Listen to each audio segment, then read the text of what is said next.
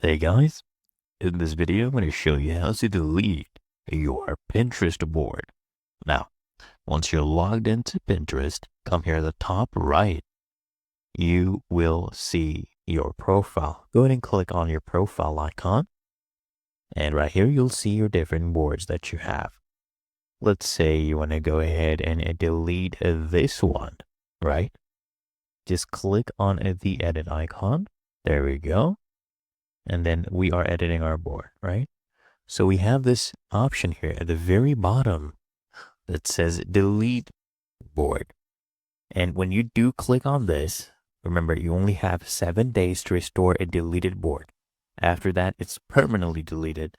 There's no way you're going to get this back. So if you're okay with that, click on delete board. It'll give you this confirmation. Just go ahead and click on delete. And there we go. The board has been deleted. Really that easy and simple.